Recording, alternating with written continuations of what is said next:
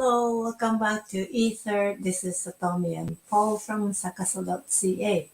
So happy Easter, I guess. Mm-hmm. Yeah.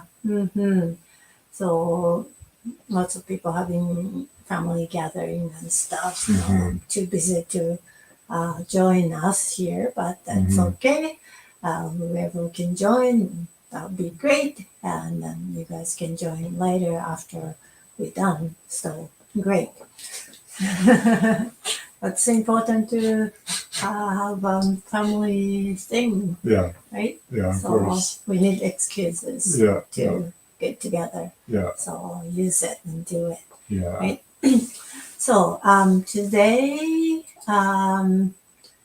understanding trauma. So it's like a big topic. Mm-hmm.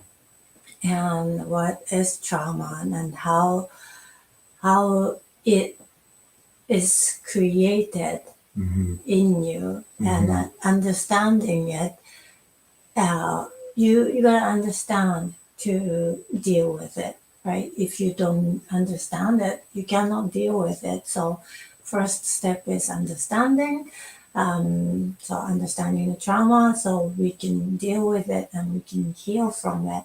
We can be free from it.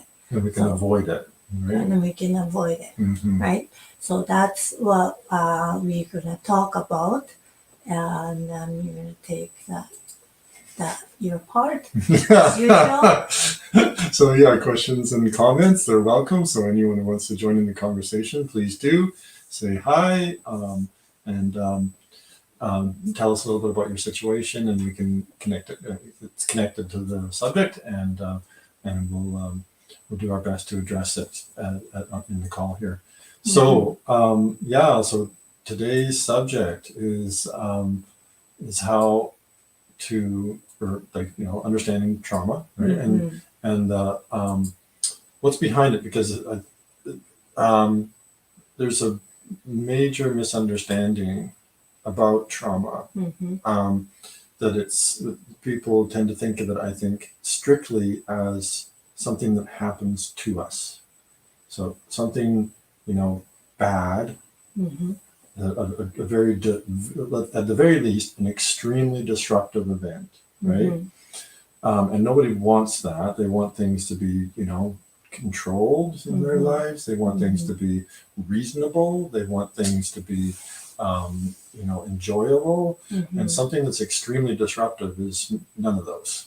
So nobody wants this stuff, and of course you don't want to be in those situations. But what we're seeing here is that it's not necessarily really just something that happens to us. Now, I can imagine in extreme cases, let's just say you're in a war zone and there's, the shell shock, right? And there's bombs happening all over the place. It's just more than your body can deal with, your psyche can deal with, right? That it's just physically impacting you. If you're getting thrown across, 10 feet over, and your body's been shocked like that, right? That is not really the type of trauma we're talking about here. So there's some things that's going to be traumatic, no matter what kind of skills I think that you could employ in that situation, or that you're bringing to the table. What we're talking about here could probably help with recovery in those situations, but our primary focus in today's session is to help people avoid trauma. And because the thing is, it's not just it's not just what happens to us. We actually play an extremely active role in whether or not we experience trauma. So I would say probably most of what we would consider to be trauma has a major element of choice that we're making, of how do I say, we're kind of just allowing it to happen to us. You make a choice to create more trauma because of the trauma you had in the past, that can happen, That, and trauma yes. gets bigger and bigger and Yes, bigger and yes. deeper and deeper and deeper. But That's exactly what can happen, right? Yeah. So everybody's had some form of hard experience in their life, and that can leave scars, and it can leave you traumatized and sensitized to more trauma, and create a pattern of reacting to it a certain way that's not helpful. I mean, I know that from personal experience. So, in other words, PTSD is exactly that, right? Is basically you've had trauma and now you become sensitized because it was so overwhelming that you didn't know how to deal with it.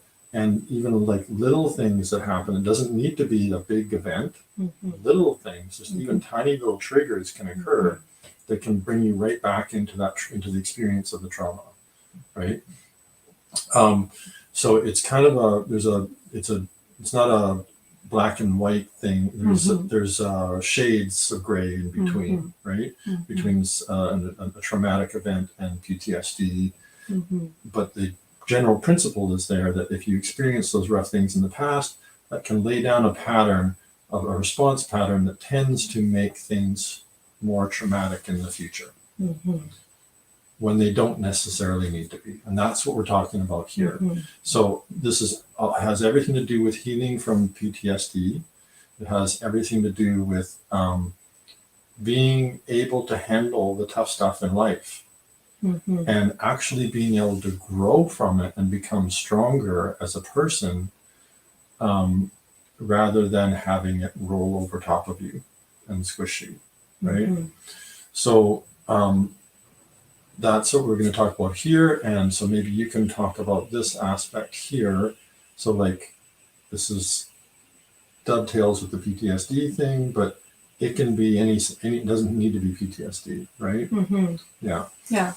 So like some people know about this, that we got into car accident. We got rear-ended pretty bad last year, and that gave me an opportunity to go through some stuff, and then I was able to experience how trauma could be born in me, right? So, and that was really, really interesting. It was scary at the same time and interesting at the same time, and it was eye-opening, and it was really I don't know, good experiences, kind of cheesy word, but it was an experience that I appreciated, that I was able to go through that experience, so I could understand about trauma more than before. I just want to back that up for a second. What? You were appreciating that you went through a major car accident. No, I'm not saying no. I'm just asking you to explain what that means. I'm not going to say actually no, because that is that brought me more awareness and more understanding. Okay. Yeah. So I can say I appreciate that what happened, and that gave me an opportunity to go through all the stuff. Without that, I didn't have this understanding, that little more clear understanding. I'm not saying I have perfect understanding, but more understanding than before, right? Without car accident, I didn't have that. So you're not saying that you enjoyed it, that it wasn't. No. You're not saying it was fun. No.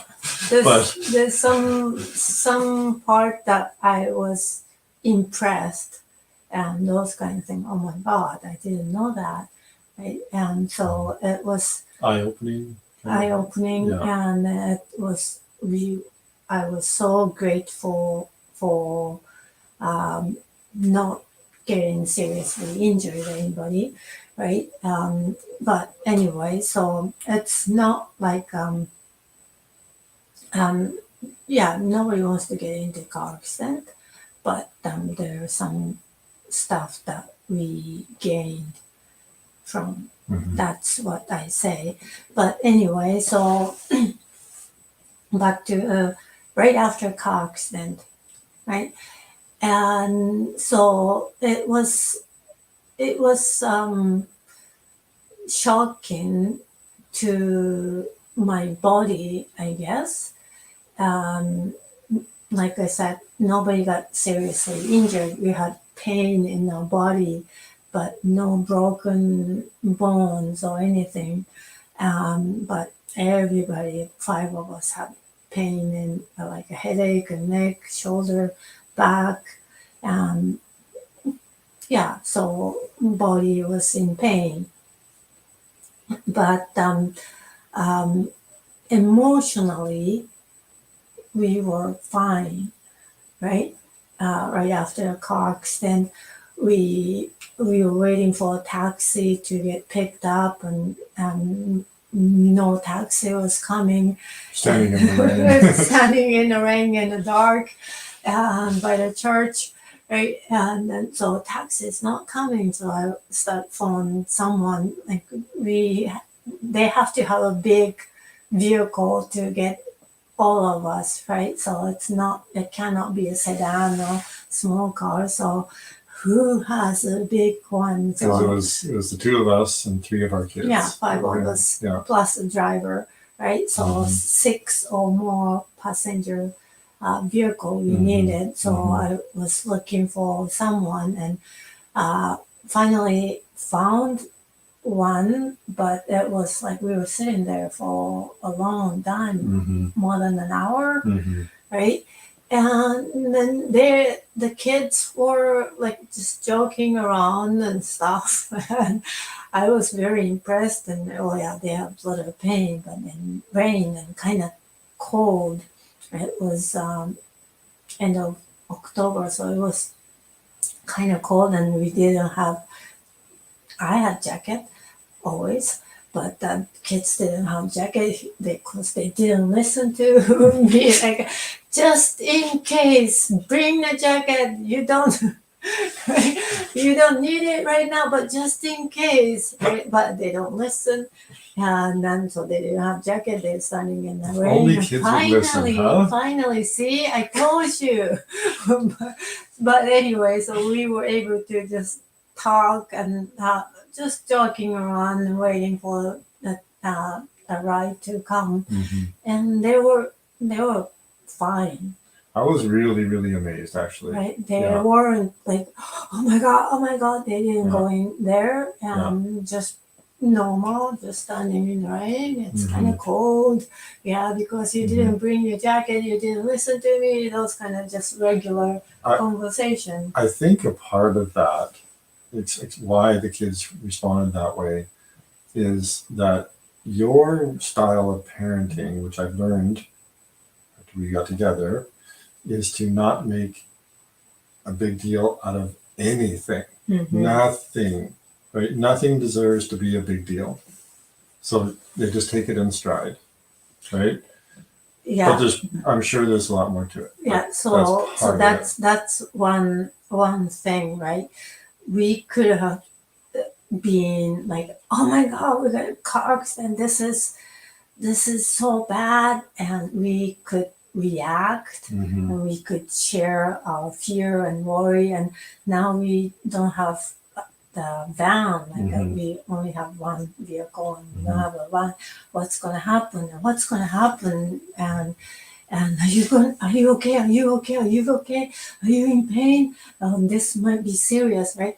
We can worry forever and keep going, worry and have concern and share those things. But does it help? Wait, check to see everybody's okay. Yes, it's important. You okay? You okay? You okay? But, are you okay? Over worrying, it's not gonna help, and it gives the kids, am I okay? Or I'm not, maybe I'm not okay, Yeah. Maybe I'm something is going on. I have to worry, Mm-hmm. right? And that creates that and then those thoughts manifest and then have more pain that can create more pain. I got into, and the accident was really really bad. Van got totaled, so um, I avoid to make things into a big deal and concern and worry that okay, something happened but we're fine, so we're fine, right? So that is something that I always do because we can avoid the trauma. I'm not really thinking because I want to avoid trauma I do this. It's just that the moment to moment, like when you are worried, you you can check yourself. This negative heavy energy is in your body flowing when you are uh, worried, when you're upset, when Mm-hmm. you're angry, Mm-hmm. frustrated. You can feel like your breathing is shallow or your body is tense or just something that tells you that you are carrying negative energy. And I don't want to carry negative energy and I avoid as much as I can.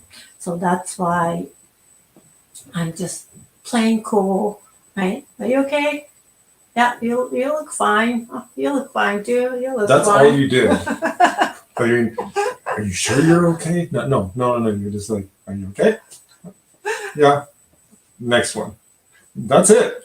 Yeah, but like We're talking about other stuff now. it's not my job to check from top to bottom. Like I'm not the doctor, right? Let the doctor decide. But at this moment, I just want the kids to feel okay, to Yeah. feel safe, Yeah. right? And you don't have to create something that's not happening, Yeah. right? That we don't know it's happening or not. We don't have to. So I'll also point out here, for clarification, not making a big deal out of it doesn't mean that you're raging inside and you're just holding it in or crushing it down. It's like you're simply making no big deal out of it. Like there isn't that big drama inside. Yeah, that accident happened. We cannot undo it, right? Mm-hmm. What we can do right now is okay. What's the best way to handle a situation? Yeah. That's really all you did. Mm-hmm. The simplest explanation for dealing with things, I'd say, to avoid trauma is simply that. Mm-hmm. Right? But we're going to break it down more in the rest of this show. Yeah. So that's what happened on that day, right? Right after the accident, right? And then we were doing fine, and then things started to happen after to me, and then that probably you and kids not so much. Thankfully, they stayed okay. But what happened is, when I was driving after the accident, next day we get the rental car, and because our life goes on, right? So we get the car, and we start driving, and then I caught myself jumping when I hear some little noise that it wasn't even like a car crashing or somebody honking or nothing. It was just a little soft noise, not the engine making some kind of noise. So something from the outside. Something from the outside, and it's not loud. It's just soft. I don't remember what it was, but it's just some. Maybe it was a crosswalk beeper or something. No, it wasn't like a traffic. It wasn't a traffic noise. It was some.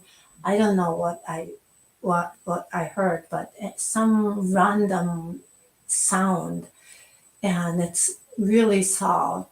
And I jumped, like, oh my God, I just jumped. What You was never that? do No, that. I had done. And then what was that? And my heart is beating so I fast. try, but I can never get a rise out of you. Never. You're like you're so cool and everything. Well, sometimes Like you like right kicking behind, your and I ribs or didn't know anything. you It's were. like nothing. It's nothing. But anyway, so my heart is beating so fast, and then I'm tensed up, and okay, what's going on here? And I got scared by that just little noise. Okay, this is the effect from the car accident, right? And then so I caught myself, um, and I could, and it happened few times. And then when I was driving, right, when I'm just going straight, green light, and I have right away, I was scared to go through intersection. Even I got green light, and like Yeah, I, you're a little yeah, gun shy. yeah, like I was too. and Yeah. somebody was trying to turn left, right, the oncoming lane, and then facing this way, but I'm going straight, so I have a right way, and but that person is trying to go left, Mhm. waiting for me to pass. Mhm. You know the So you situation. hesitated But a bit. I was like, are you sure you're stopping? Are you Mhm. sure you're stopping for me? You're not Mhm. gonna move, right? Mhm. I was scared to go just straight for green light because there is a car. They might not see me. Right? It could happen because they didn't see us stopping at the red light and boom, right? Mhm. So that could happen, right? And I was like scared to go boom, like I was paying so much attention and going, and and all other things. I was like, I can't, like a roundabout. That was a big one. The roundabout, yeah. Yeah, roundabout. I cannot go in. I'm too scared to go into. Then I was so fine before, Mhm. but I said, and then the car behind me is gonna be impatient, and it's gonna start honking me if I don't go. I was like, "Ee!" Right? So those kind of thing, and then I was feeling it, and then I was able to step aside, is not instead of staying in me and feeling, I was able to look at myself from outside, like with a third person's eye, and then, what are you doing, Satomi? Right? And remember a week ago, like before accident, this is easy, right? Going into roundabout, there was no problem. I had no problem. And then if you hear that little sound, you would never jump. You're like, what was that? I don't know. And you just kept going. And you get the green light. Yes, you, of course, you look around and check, but you really like this. And what's going on? So tell me, right? Okay, so this is my body is remembering now the pain and the shock. Body is still in shock, and then body is trying to protect me and giving me some sign that, hey, that noise, pay attention to the noise. That could be danger, right? Pay attention to that car. It could be a danger. Pay attention, like everything. Like it's they think they're driving safely, but you never know, right? Mhm. So body is giving me a sign because we went through the car accident. Body is sensor is everywhere, antenna everywhere, and catching everything, and then telling me that you have to watch out. You have to watch out, right? So So I was able to see that that's happening, and I was like, this is how trauma can be made in me, right? And the other thing was How do you mean? like Because that. So if how are you making it there? so I'm like, oh, I'm scared. Oh, I'm scared. And then my body is tensed always, and my breathing is shallow, and my heart is beating so fast, right? And then if you don't slow down, no, it's okay. This is just my body's reacting from the accident.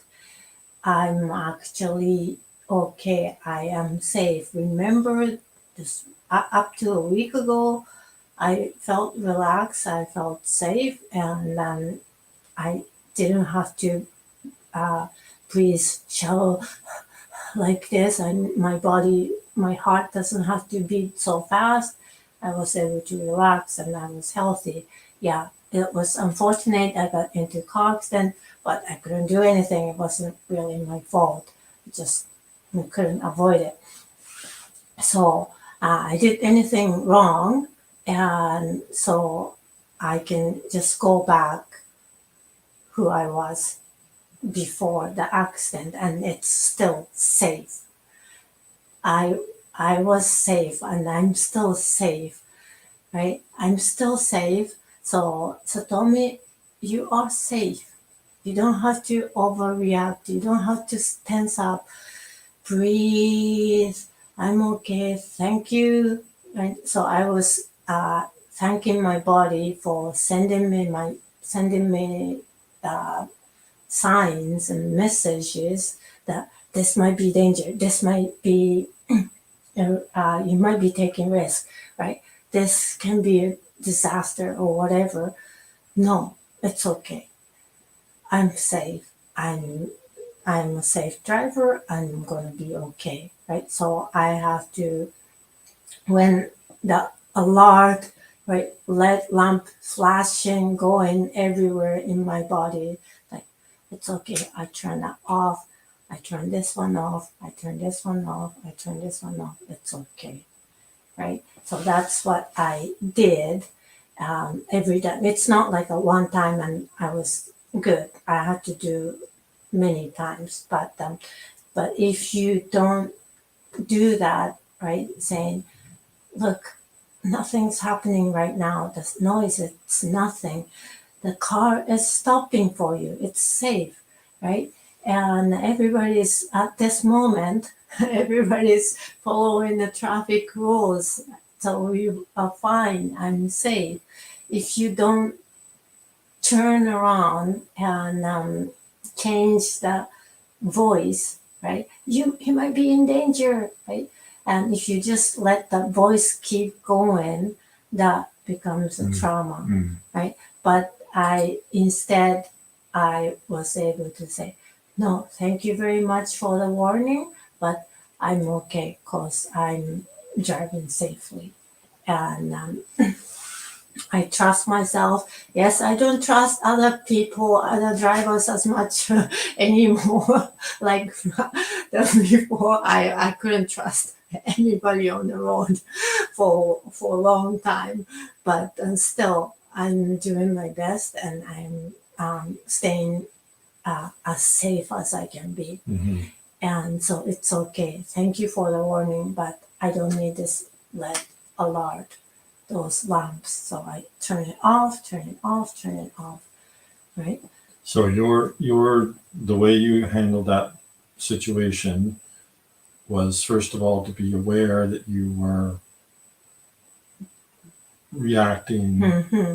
to just little things, Mm-hmm. and that you didn't need to. Mm-hmm. So you took a kind of third person perspective on the situation. Mm-hmm. So you used an element of awareness, Mm-hmm. a different element of awareness. First of all, just that it's happening, you're kind of overreacting. Yeah. Then a different type of your awareness, you kind of stepped outside of yourself. And then the third thing you did was to realize those little voices were going, Mm-hmm. saying, be afraid, it's dangerous. And you just, okay, I got the message, Mm-hmm. but it's not this isn't the time for the red alert, Mm-hmm. right? So Mm-hmm. you just turn it off, Mm-hmm. right? There's a false alarm, right? Mm-hmm. So that's, and then you were fine from there, right? So Mm-hmm. if you had done the opposite, Mm-hmm. which is, so back to this point here, how little fears can become trauma. Mm-hmm. So what you're saying is that if you had done something different, Mm-hmm. so in other words, what I mean by that is that maybe you weren't aware that you were being fearful. Mm-hmm. Maybe you were aware of it, but you simply allowed it to continue. Yeah. Right? Or even added fuel to the fire. Yeah. Listen to the voice, right? Yeah. I might be in danger. Yeah. Anybody can hit me again any moment, right? That is kind of true. Because that's what happened to us, but you cannot just drive around like anybody can hit me right now any moment, right? That what you're doing is like this, right? Tensing up, and then you are driving with worries, and then when you are worried your focus is less, right? And your vision becomes narrower, and then you are not seeing. You're aware. Yeah, Your awareness collapses down into this tunnel vision where you're just obsessed with. Yeah, this and then one thing. Then it can create other stuff, right? So because you're not aware, not open, you close down, you might not be paying attention to this side of the traffic, and then right, so that you can physically create real problems. Yeah. And then also physically you are tensed up all the time when you're driving. You are that's exhausting. Yeah, and then you're abusing your body by being all the time, right? And then you can create your physical issues by doing it, and then your shallow breath. You maybe not like this, but and then you're not circulation has become poor, right? All those things. So yes, and so the accident happened. It was instantaneous. We were just stopped at the intersection. We had 5 of us in there, 3 kids with us, and it just came out of the blue. There wasn't even any screeching tires, right? So it just she just ran right into the back of our vehicle. So so it just happened. It was over instantly, right? Because pushed us forward, that kind of stuff. Vehicle got all smashed up. Thank goodness nobody was hurt, right? Either in our family or the other driver. She was not hurt either. So physically anyway. So so that happened. We had no control over that. But what you're saying is that if you were to so now you're in a sensitized state, right? You're after the event, it's the next day, and you're having a different experience and you're driving where you're gun shy. And what you're saying is that if you had allowed it to do so and just let that fear run wild, right, without doing something about it, then you would have created more trauma. So yes, to a certain degree, there's a traumatic, experience of the accident that just happened, right? There's a shock that can happen with that, but becoming trauma and staying with you is different, right? So there's a the physical happening, and then there's how you respond psychologically, and it doesn't need to happen instantaneously. So you can what you're saying is you can build that fear into you could that could be called a phobia, Mhm. right? Mhm. So they become essentially paranoid and really overreact Mhm. to little things, little noises, or little things happening around you while you're driving, Mhm. right? Mhm. So that can become a phobia, but it can also like build into a like the build on the trauma of the event. So it can be just kind of a delayed trauma, right? Mhm. So I can. That's exactly. I mean, the perfect description, right? I would say. Did you want to enlarge on that, or did you want me to kind Yeah, of I relay can. my I experience with that? can. Okay. I can touch on one more thing. So that was more like a physical side, and there's a mental side. Mm-hmm. I don't want to go into deep because I don't want to get into that space that I was um, uh, pulled. I was getting pulled into, right, and that was scary. So this is more like a mental side. I so we are all fine, but what if like Mm-hmm. that was really really strong, and that was scary, and that was scary like our son was sitting in the back of the van, and the hit just missed his seat by Yeah, the metal and the glass was all pushed in and just came up to his seat. yeah. Like, And if it right was there. just like a Like 1 his shoulder inch, must have been like, yeah, like an yeah, inch or two away from. 1 inch deeper, Yeah. right? We don't know what would Mm-hmm. have happened, right? Mm-hmm. And that thought was there. Oh my God! And the scary part is like he's fine.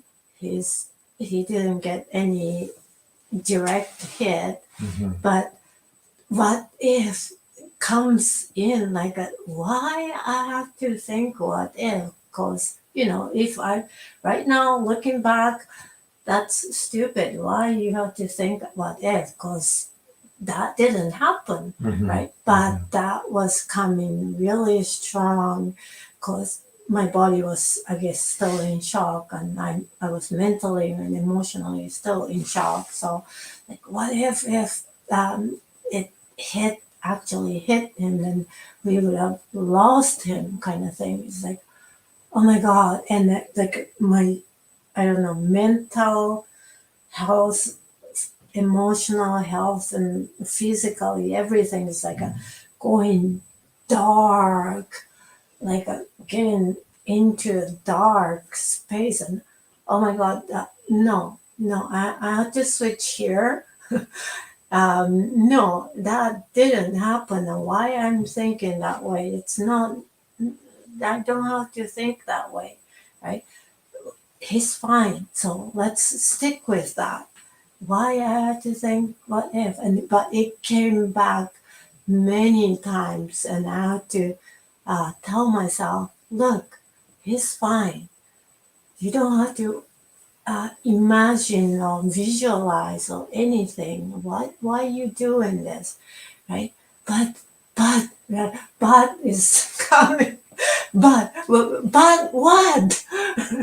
No, Mm-hmm. it's fine. So I had to train myself to get out of those what if and but, and then it's not real, right? Mm-hmm. I know that it's not real, but that unreal stuff is the monster is coming. It's not entirely unreal because we did have to go to physiotherapy. Yeah. And we Doctors all and- had neck injuries. And that kind of stuff, right? Muscles and stuff like that. We're having a rough time with it.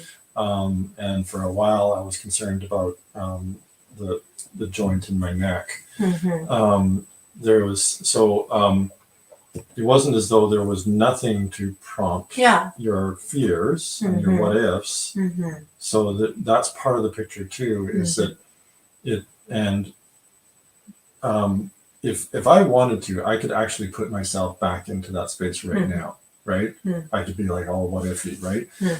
So it's like and something can come up, like, oh, the doctor says this, right? And you're like, oh no, right? But so those things can connect back to that and enlarge on the whole, all the damage, right? So absolutely, Yeah. yeah. But so that was really powerful. I was like, oh my God, I am going through some stuff and really heavily. And now I understand even more what our clients going through, right? Because I'm going through right now, and I have this monster attacking me to get into, pulling me into this dark space, a negative space, and it wasn't easy to stay on this side. Like, even I'm aware it was getting pulled in. No, no, no, no, no. He's fine. So he's fine. He's fine. So I had to like convince myself, and especially when I'm driving. So it's like the pack comes as a package, right? Physical thing, like I'm scared, and then the mental thing is coming and attacking me, and that was, and I would say it was a good experience because I understand.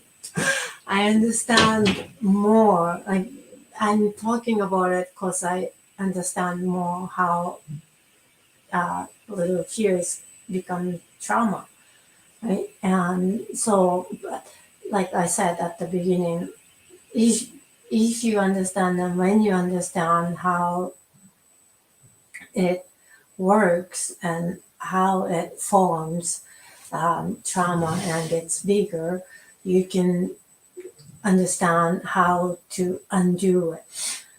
Right? Yeah. So it's important to know. And yeah, so what I did was, it was like I don't know, maybe 1 month period that I was going through. It was getting better and better, but first few weeks it was really serious. So I was on top of it and dealing with it. And when I hear some sound, it's okay. I'm safe. I'm safe. Like I'm working with our clients, right? And during affirmation, I am safe. Look at everything. It's okay, right? Everything is okay, right, at this moment. And yeah, I couldn't lie to myself. Everything's okay all the time.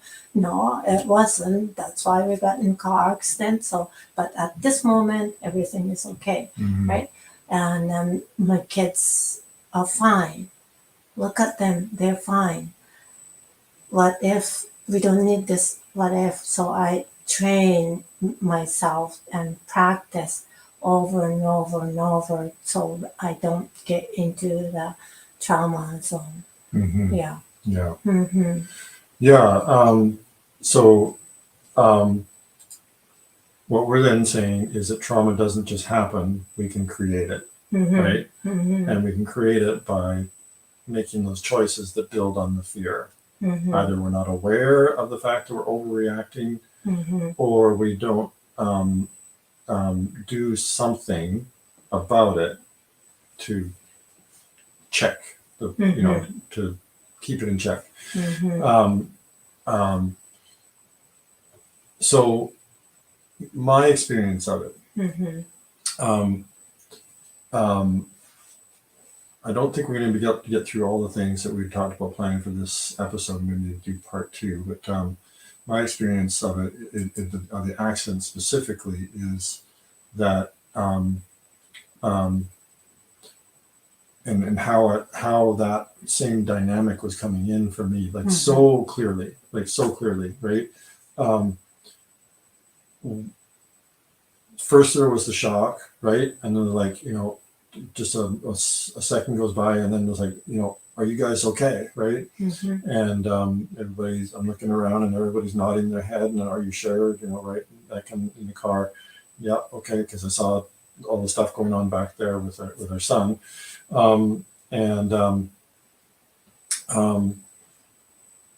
then getting out Mhm. because we're like pushed into the middle of the intersection, Mhm. right? It's a dark, rainy night, right? So Mhm. I figured that, I better get out and start waving attention to the fact that here we've just been shoved into the intersection and you guys got to work around it, right? Mhm. I'm in my white karate uniform, so I'm good and visible at the very least, right? Mhm. So I get out and I start doing that, and I'm finding that was really dicey, like right away, because there I am, I'm right in the middle of standing in the middle of an intersection, Mhm. right?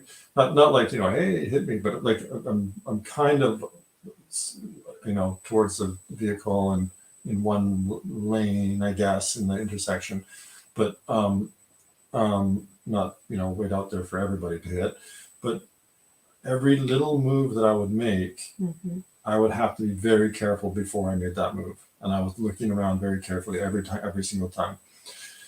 So I go around the back of the vehicle and I'm starting to look around to take pictures and stuff, right? So at least I collected myself together enough to do that, right? Mhm. Where the shock started for me, where the traumatizing aspect of it, because I did get traumatized from that accident. Mhm. I believe it was the most out of everybody, Mhm. and I believe it's because of my past PTSD.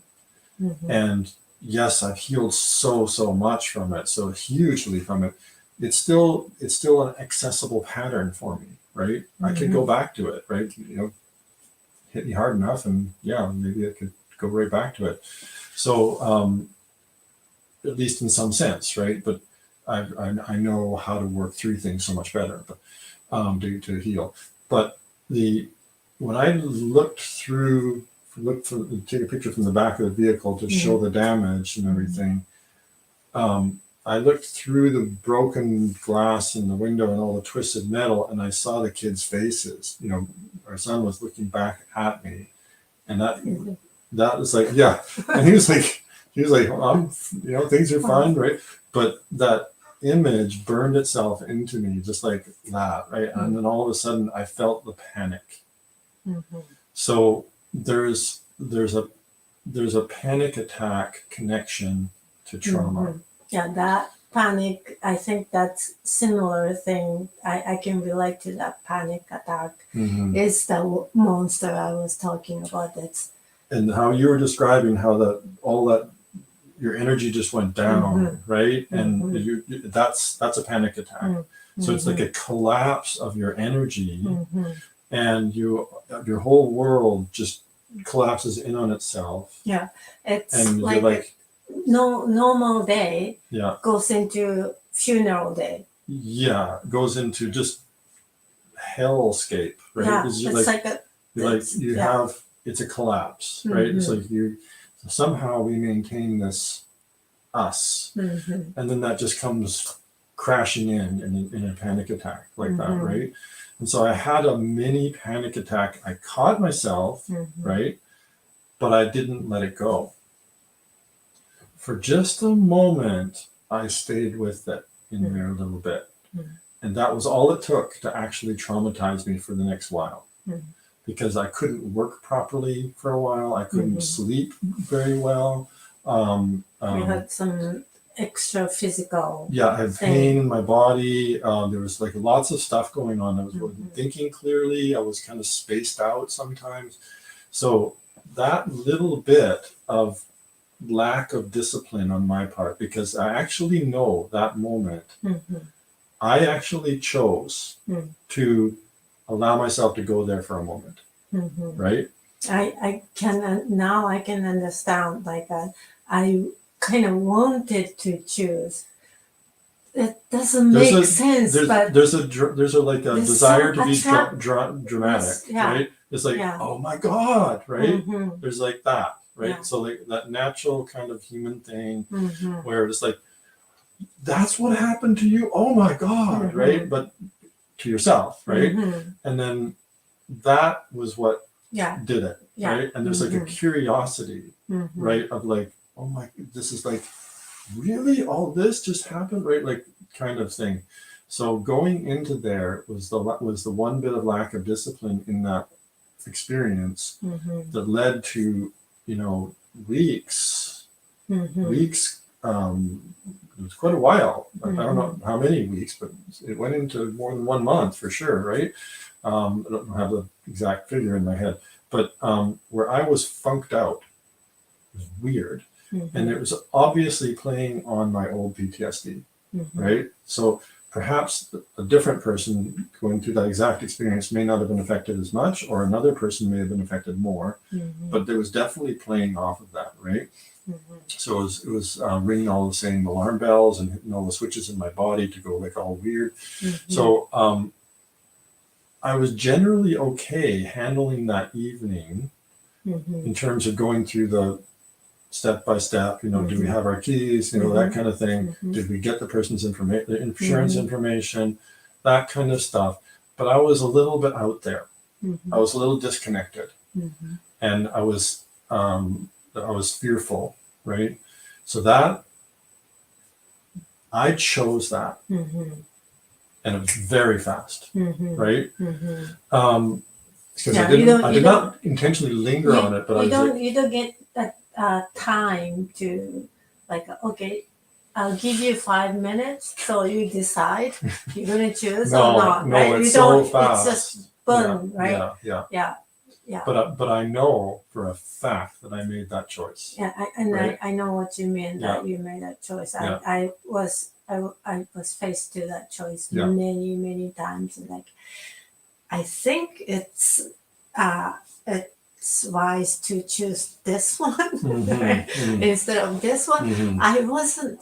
I wasn't so clear about it. I was like, oh yeah, no, it's not like that. It's like I feel that like a pull, but okay, this I feel a little bit danger here, so I'm gonna choose this. I wasn't sure it's a good choice or not, but I knew this wasn't a good choice, so I'm gonna choose this one because that it's that unclear. Even So I it wasn't know clear to you to kind of take the third person point of view in the car, whether that would be it's helpful. that was clear, but like my son like a what if and but the that what if one ones. Yeah, okay. what if one that's Mhm. what I'm talking Mhm. about, Mhm. the noise and then being overcautious. That was clear for me to just, Mhm. hey, Satomi, settle down. But Mhm. what if the car went in a little bit deeper and we maybe don't have him anymore, kind of Mhm. Mhm. thing like that. Why you think that way? Is it necessary? Mhm. Right? It's clear it's not necessary right now, but it wasn't clear. It was like I was getting pulled, and I think it's good to just look at him. He's safe, right? He's safe, and then look at him. He's safe. I don't have to think that way. But I was getting pulled. Is it necessary to go this way? Because I'm getting pulled, Mhm. right? Mhm. So, but no, I'm just gonna choose here, and because I am grateful. But it was a battle kind of, and so discipline, like you were saying, and then practice. It was it wasn't easy. So we're not going to be able to go fully into this one, and it'll be in part two. But yeah, discipline is such a big part of this picture, and we'll talk about that more. But that lack of discipline for me, for just that moment, Mm-hmm. I actually knew. My intuition told me that by doing this, I could traumatize myself. Hmm. But I did it anyway. You chose Right? it. I chose it anyway because it's like, oh my God, we just got this out of the blue. Like, it just like, I don't know. There's something in us that tends to want to wants to be dramatic, Mm-hmm. right? And so that cost me. And I know that if I didn't make that choice, then I would have been way better off for those following weeks. I'd have been probably more in your domain for like how I responded to it, right? So yeah, it was very, very strange. So let's see here. breaking this down anymore for today. I'm just sorry. What? So maybe let's talk about this. This just for today as an exercise. Breathe, right? There's a lot. Just so if you guys tune in for this far, thank you for doing so. There's the next episode. We're going to go deeper into this and break this down more because it's important to do so because there's different levels of trauma, and we're not pretending that what Satomi experience is the same. Maybe perhaps really tough stuff that everybody out there may have faced, or other people may have faced, or what I went through or anything. But it's just an example here. But the same principles do apply, right? And we're going to get into I think some of the stuff that would be more for people who are hit the really heavy duty stuff in the next episode. But what we can talk about today as an exercise is when I'm working with this stuff, it's so important for me to breathe. So one of the easiest things you can do is box breathing, which is actually made for crisis situations is invented to help soldiers and first responders deal with emergency situations and prevent this kind of stuff from happening. So in other words, they're being shot at, or they're having to use their weapon, or they're having to rescue somebody who's been horribly injured or something from a situation. They practice box breathing, and they do it right in the moment. So it's a big help for anybody out there, and it's so simple. So I won't demonstrate it today because we have a whole video on how to do it exactly. You did a beautiful job of that, but it's 4 counts. That's all it is. Four. Yeah. So in other words, you're breathing in at the count of 4. You're holding it to the count of 4. You're breathing out to the count of 4, and then you're holding no breath, like empty breath, empty. Your lungs are empty for count of 4, right? And then you just repeat, right? And it doesn't matter how fast you're doing that so much, but you do. Fast. Yeah, you want to make them. Not that fast. You don't want to race through it, but the slower you can do it, the better, basically, right? You don't need to overcomplicate it, and you don't even need to do it perfectly by any means, right? If you're missing it, or you're one of them, you're just inherently breathing in too fast by accident one time, no big deal. Next breath, be aware of it and try to slow it down when you're breathing in, right? So perfection is not required. It still works. Yeah, breathe. This is what I did going through that time, right? Just when I'm feeling tense, right? So feel you are undoing the sign by breathing slowly, right? Because body's sending you a sign, this is danger, you have to be tensed up and you have to be breathing fast. And I'll help you by pumping your heart faster, right? Beating your heart faster, and so you can feel it, right? But when you slow down the breathing, this is false alarm. I can breathe normally, slowly. I can relax because it's false alarm. Everything is fine. I am safe, right? So that's stopping alarm, that red alert off. Just that's one of the ways that you can do that. Like you're saying to hit the switch to turn off the red alert alarm. Yeah, exactly. And that's what it does for me too, right? Exactly that. It's a beautifully, very powerful technique. Yeah. So, if you're facing trauma, right, and you've been trying to work through it, and you're having troubles with it, then it's going to be because of subconscious beliefs, right? It's going to be because the trauma has created subconscious. A subconscious impression, which could be described as a set of beliefs. In other words, that the world is not safe, that everything could collapse at any moment. Your whole world could fall apart at any moment. You have to walk on eggshells for everything around everything, otherwise, disaster, right? And that you're powerless, right? Those kinds of beliefs can work themselves into your psyche when you have a traumatic experience, and so those subconscious beliefs can be actually let go of, and so that's what we help people do.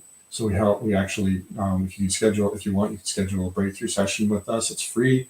We'll talk about your situation and what you can do to heal from it.